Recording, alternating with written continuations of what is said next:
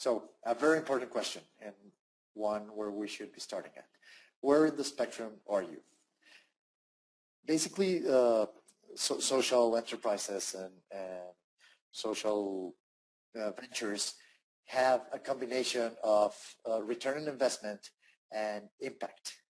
And it's very important to determine where are you in the spectrum. Are you more oriented to impact? Are you willing to sacrifice returns in order to achieve a higher impact?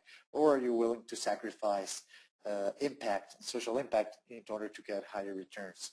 This is very important because it might be easy for you to figure that out on a case-to-case basis. But once you get outside money in, you have to be really straightforward with this in order to avoid future issues or conflicts.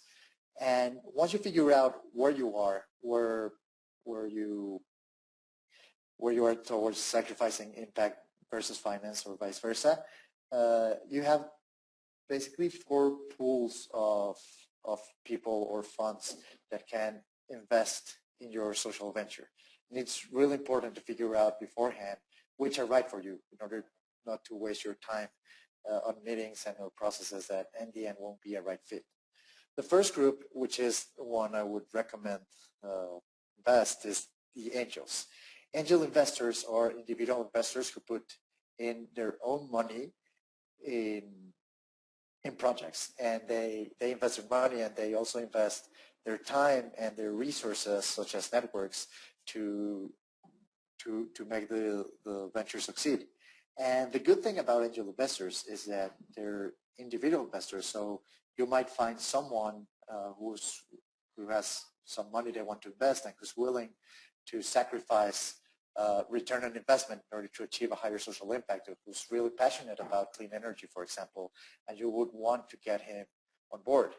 On the other hand, you might have someone who's really business savvy and who has a lot of networks that you might find useful, but he's more oriented towards return on investment than social impact. So you should map your investors as well, their interest in the social impact spectrum above, and see if they are a good match to yours. The next group are venture capital. These are firms that take other people's money and invest them in projects that can give them some return on investment. These are more rigid than the angel investors because they have to answer to other people who put in their money expecting to get a financial return in some years. And these are more oriented toward finance. Some might be sector specific and some might have really good experience or networks that you might be gaining from. But basically they are looking for better than market return on investment. And they are also expecting an exit. That means to get their money back in either 5 or 10 years or some time frame like that.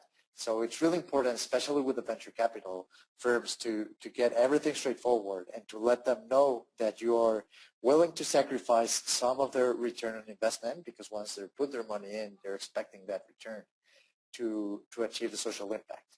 And it's better to get this through on the first meetings in order not to waste yours or their time. The next group is foundations. In the past couple of years, there's been a big buzz about this social impact investment, and a lot of traditional foundations who were used to giving out grants or donations are now investing in social ventures. And the thing is, they are all oriented towards impact, and they really don't care about their financial returns because most of the times they were going to give that money away anyways. But they might take away the flexibility and agility that taking money in from venture capital or angels might give you, because most of the times they still ask the venture to measure the impact by traditional ways. So you might have to still do all the paperwork and all the measurements that you would do when you get a grant or donation, but you're still giving them back their money at some point. So in that case, it's really important to figure out what how you're going to measure your impact, what they are expecting, and how much flexibility you will have to pivot or update your strategy once you find an obstacle or once you have a better strategy figured out.